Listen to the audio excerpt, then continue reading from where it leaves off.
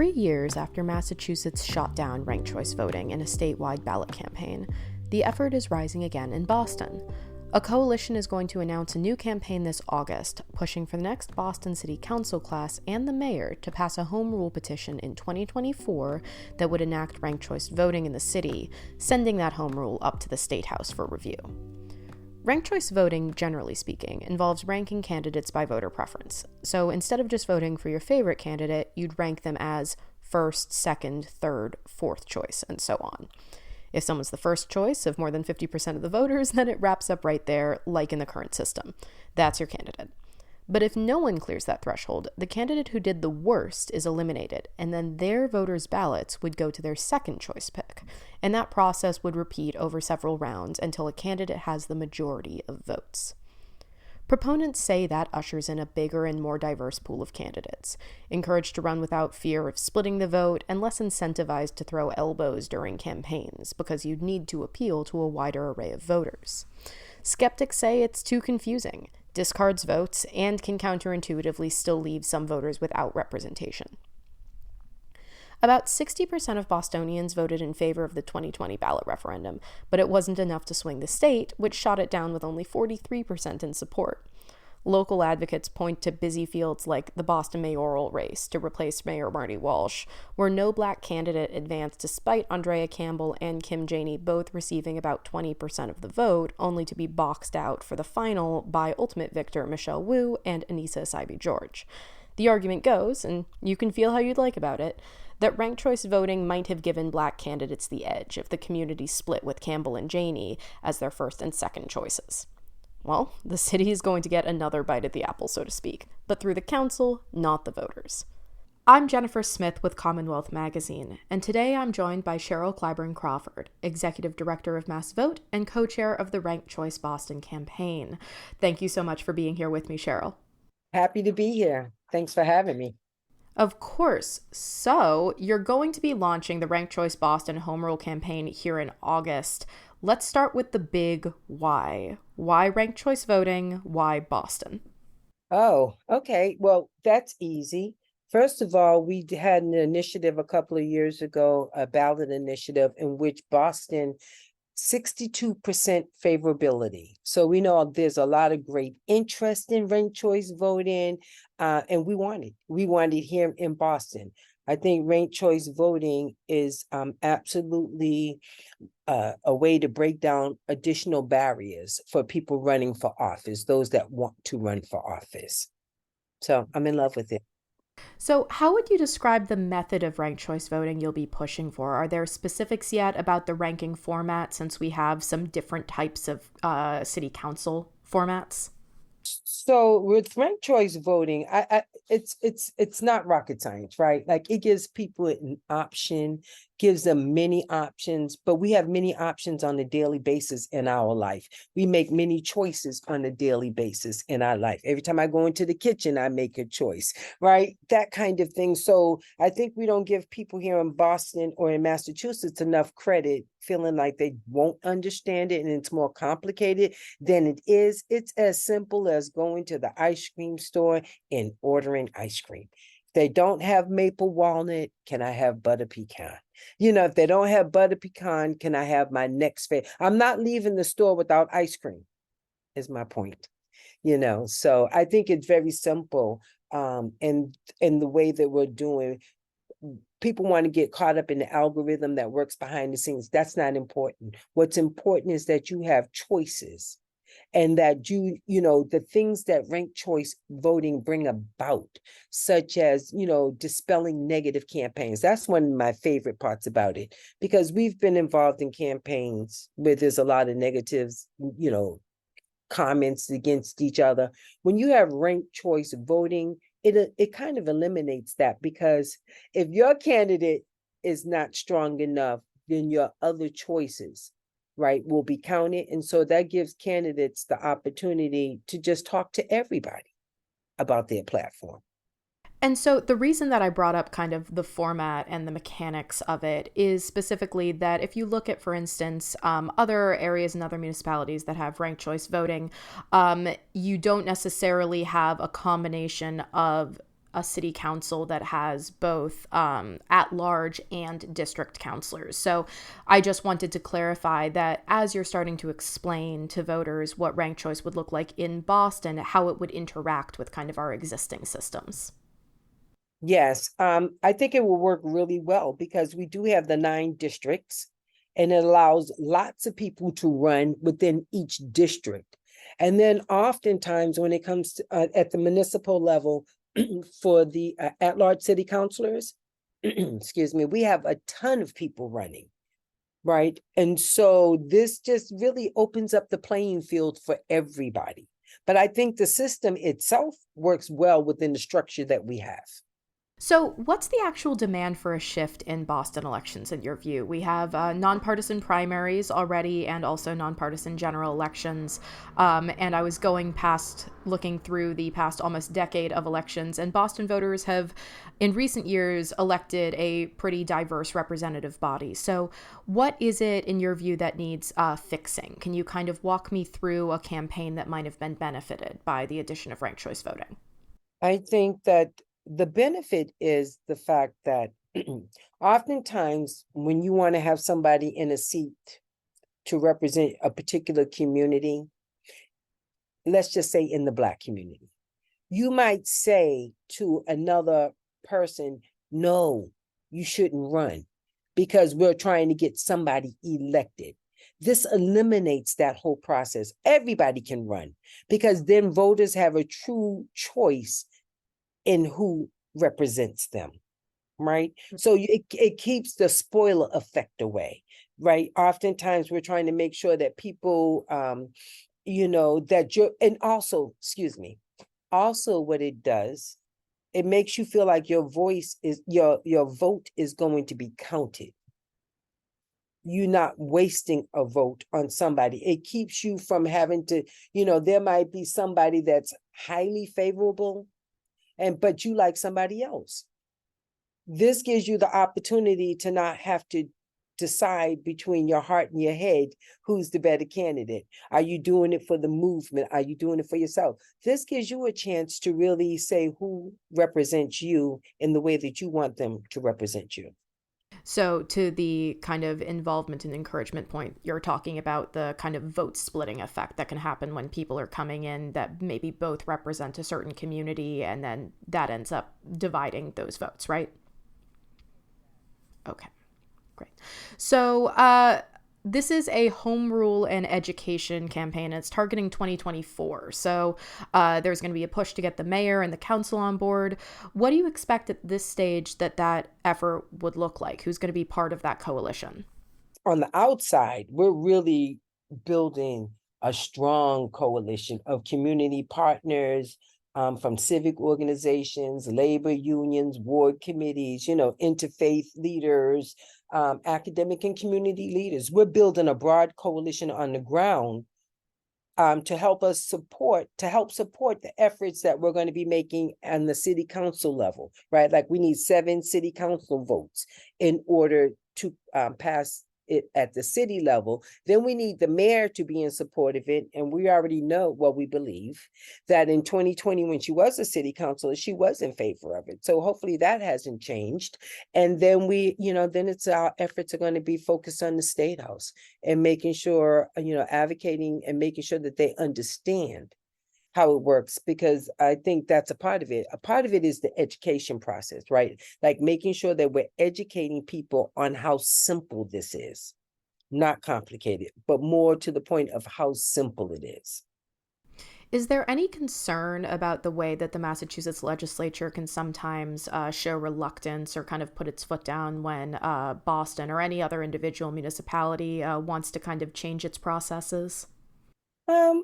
I don't think so. Just as leadership is changing on the city level, local level, municipal levels, it's changing on the state level as well. I think that our job is to help legislators understand what are the barriers clearly. And this is a barrier, not having an opportunity to make choices of who's going to represent you. So I think that, no, I think that I'm not worried about that. I think that, we've been advocating for a while with our our legislators, and that they understand when you spend time with them and share the information with them, that we can get them to come around. I'm curious, is there a reason to focus on Boston, kind of aside from its relative amenability to the idea as seeing how it voted in the former ballot measure? Is this a test case for other municipal campaigns, or was there a reason to kind of start with Boston from a structural standpoint? I believe there are other municipalities that are working on home rule petition and resolutions to for their community. Boston's the largest city. If we get it right, I think we have a template for the rest of the state in showing them how simple this task can be. So yeah, you can call it a test case because you were larger, but yeah, I think we're making a template so everybody else can follow. And then, if you kind of throw your mind back to the former ballot initiative, it did go down at the state level, though, of course, as you point out correctly, Boston largely voted in favor of the idea of implementing ranked choice voting. So let's start with the positives of that campaign statewide. What worked well? Well, we had great leadership. We absolutely had great leadership that really knew how to do the work on the ground, how to build coalitions, how to build consensus. I think the funding went well. There was a lot of interest in it, in making sure, in attempting to make sure that we passed that bill.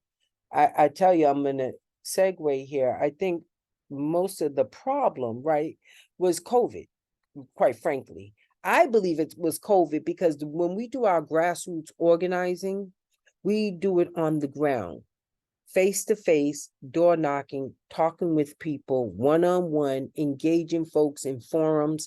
During the pandemic, we didn't have that opportunity. And then so we really didn't get a chance to interface with folks on a ground level. I think that was a major part of it. We didn't get a chance to really educate people in the way that we do for other pieces of legislation that are new or unknown. So we didn't have that opportunity. Right, because what you've identified there, of course, is a problem whenever you propose a change to the existing system, particularly one that people are kind of comfortable with. They've gotten into a habit of voting a certain way. So if I'm understanding correctly, you're saying that when you're dealing with proposing a new system, perhaps one that feels more complicated to people, there's a measurable advantage to having a face-to-face interaction with that potential voter. Absolutely. Nothing can replace that for all the work that we do. Mm-hmm. So what's the pivot from there? If you're thinking about it from a kind of face-to-face grassroots effort, but also perhaps kind of the change in focusing from a statewide outreach effort straight to Boston, what needs to improve from the previous campaign? I would want to say our public education piece, just enhancing that, making sure that we're doing a lot of community events, making sure that we're talking to Bostonians about ranked choice voting and getting them on board, making sure that we're doing ranked choice voting led events, right? Like having the opportunity to really just create a space where people can ask, a forum where they can ask all the questions that they want to ask. This is perfect timing, in my opinion, because this is an election year, right? And so we are doing candidate forums. We do have the opportunity to ask all the city councilors that want to be our representatives, where do you stand on this issue? So that they can make it clear to the community, because that's how we educate the community. We don't want to just tell them who to vote for. We want them to make their own choices, and the only way to do that is to make sure that they're presented with the data, and make sure that they have the opportunity to hear from the candidates themselves. So walk me through an example of what ranked choice voting in Boston could look like if it works. Let's say there's what's an open seat right now? Let's say we're looking at, say, District 3, for instance, where there are a lot of diverse communities in Dorchester. If you're hoping to see ranked choice voting work as you hope it will, what does that look like? How many candidates would you hope to see? What kind of engagement would you hope to see? And then what would feel like a fair result at the end of it? What I'd like to see are community people that are really engaged in that district, in their community, that feel like they have something to say, a voice, want to usher in an issue, that they feel like they can stand up, right? To go ahead and stand up, not have to worry about getting the right person in, right? Like opening it up so that as many people that want to run in this seat, run in the seat. What does success look like? It looks like 51%, right? It looks like people are winning with big numbers, and that this is what people, the consensus of the entire community, not the favorables. So 51% is the target, 50 plus one.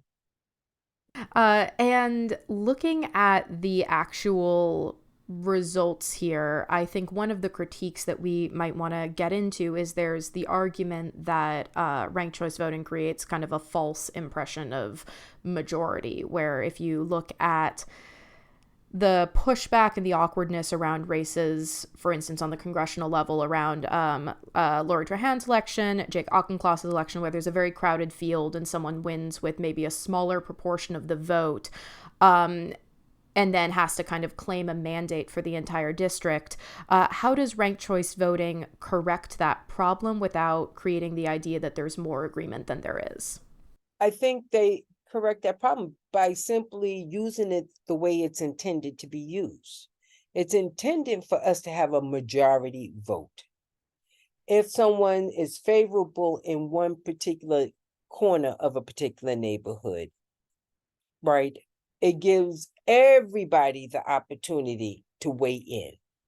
So that the folks that are working, that let's just say in District 1, I'm just making this up, in District 1 of a particular neighborhood, that and everybody's gung-ho over there, everybody in the other parts of that same district have the same opportunity to weigh in. They may have a different candidate. It's truly made the best candidate win. The best candidate that has the highest consensus amongst all of the constituents in that community. So everybody weighs in on that particular issue, on that particular person, not just the favorites. What are you thinking in terms of the impact that it can sometimes have in terms of leading to a more moderate elected body, where the idea that a consensus pick might also be someone who's a little bit more toward the middle of the political spectrum? Is that an outcome that you expect, hope for, or don't hope for? I'm neutral on that because I want to say the door should be open, and whoever wins, wins by this system, right? Like you win by the 50 plus one. So whether they turn out to be moderate, conservative, liberal, to me, that doesn't matter, because it's going to be the consensus of that community that votes that particular person in. This is another opportunity, another way for us to really have citizens come out and engage, have your voices heard. When you know that your vote is not going to be wasted, right? Where you feel like, sometimes people feel like, oh, they've got this race, they're the favorite, why do I need to go vote? No, you put your candidate, you get your candidate to run, and then they get out there and do the work, because if that person that's favorable doesn't win by 50%, 50 plus one, then possibly there's a strong possibility that your candidate could come in and win. I've seen it happen when we voted ranked choice voting for restaurants. And how does that interact with the critique from the opposition that was quite loud during the ballot campaign, saying that this in a different way leads to discarded votes, that say smaller proportions of the population actually then are less likely to see kind of representative electeds because they are going to kind of be lumped in with perhaps a louder majority? No, I don't think that holds, because that doesn't make sense to me in that way. Because if the smaller majority cannot win, then they just can't win. So who else do you have? If your person can't win, who else would you, who is more closely aligned with your values, right? Your issues. Your person might not be ready. This is a lesson where they know they have to go back and build a base. In the meantime, we need to have somebody in that spot. So who's next? Does it end up incentivizing, not from kind of the voter's perspective, but perhaps from a candidate's perspective, pushing for a bullet balloting campaign? You sometimes see that in Boston with the at-large races right now, where perhaps there are a number of the higher vote getters that were more kind of coalitional or majority supported, but if there's one candidate that encourages their constituency to just vote for them and not include any other at-large candidates on their ballot, that can get kind of that fourth person or third person into the race. How does ranked choice voting, in your mind, deal with the possibility that candidates with less popular support might encourage people to kind of circumvent the ranked choice voting process? By doing the bullet voting, I don't think it will affect it in a major way if you're doing bullet voting, because you still have to get that 50+1. It's just that they won't have a second opportunity if their candidate doesn't come out with the 50+1. Right. And so the reason that I bring it up is the at-large race, where it's not necessarily about getting kind of the 50+1, but about being the top four vote getters. This is kind of one of the issues, as you know, about Boston's system here. So if you're conceiving of ranked choice voting and how it would work for the at-large pool, is that a matter of clearing a particular bar or just managing to squeak into the top spot? I think that it will work the same way. To get in those top four spots, you still have to get 50, the percentage, the higher percentage. So I think it will still, I have to give that a little bit more thought, honestly, but I think that it will play into the same system. It will be just fine to do ranked choice voting to come out with your top four. Gotcha. And I would love to touch on a few things that you brought up at the top, kind of about how this aligns with other priorities and other efforts to kind of create equity and increase participation in election processes. You and Tanisha Sullivan are, of course, active in leading the Boston NAACP, which is about to host the national conference. So I'm sure it's very busy over there right now, and you're co-chairing this campaign. So how is ranked choice voting interacting with some of the other initiatives you're pushing for right now? My daytime job, I'm the executive director of MassVOTE. So this is definitely in our purview, we were definitely on board with ranked choice voting from the very beginning. So what I'm doing with ranked choice voting is clearly in alignment with the work that I do at MassVOTE. It is a part of our legislative agenda. We made it a part of our legislative agenda this year. I only get involved in things that totally align with the work that I'm doing, either primarily with MassVOTE and, of course, with the NAACP. And because we believe that ranked choice voting supports underrepresented populations, it fits nicely into both civic engagement and civil rights. So, what are kind of the next steps that you're looking at right now? We're heading toward the campaign's hard launch next month. The ground game is starting to get underway. Walk me through what the election season that you referenced is going to look like from the Ranked Choice Boston perspective. So, and we're right here at the tip of it as we start thinking about GOTV, and just before GOTV, it's about making sure that we're educating the community. And so those are the things that we're doing. We're hosting candidate forums where they're being openly asked, where do they stand on ranked choice voting. We are creating candidate guides that will be distributed on the door. One of the questions will be how the candidates voted or aligned themselves around ranked choice voting, and that'll be on people's doorsteps, right? Like, so that they can read about it, they can hear about it. We will continue to host events in all major table at all major events. The idea is that we continue to get the information out there so it doesn't seem new. I don't think it seems as new now as it did, a year or two ago, because we continue to talk about it, and to keep unpacking it so that people can understand it. And we're going to continue to do that, continue to get information out there, continue to talk with individuals about where they stand on it. All of the city councilors, we're asking them, what do you think about it? How do you think about it? We know that some elections have already been really, really close, where ranked choice voting may have made a difference, that kind of thing. If the person won with 50%, too often we accept the fact that our elections are won with a very small number of votes. And that person gets to, fulfill the election season, their whole session, with 20% of the vote. That's ridiculous.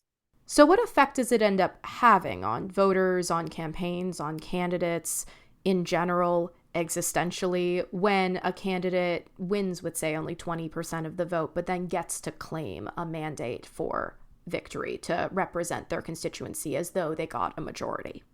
I just think that people tune out. They're not tuned in. It's not their choice. And if that person may or may not be in alignment with their issue or value, right? And what people do is they tune out. They're busy with life. People are moving on. If they don't feel like they're connected, if they're not connected to their elected official, people just tune them out and keep moving on with life. Our idea is that you tune in. Right? Have your voice measured, have your voice heard. And the reason you can do that is because you now have somebody in there that's more aligned with you. But yeah, I think that I don't think it's the right thing to have someone in a position that only won with 20%. That we've been doing that for years now. That's why we're really pushing for ranked choice voting, because we want to make it more inclusive, more diverse, and really look at ways that we're strengthening our democracy. Okay, great. That is all the time we have for this week. Thank you again to Cheryl Clyburn Crawford, co-chair of the Ranked Choice Boston campaign and executive director of MassVOTE, for joining me on the podcast. And to our listeners, we'll be back with you next week.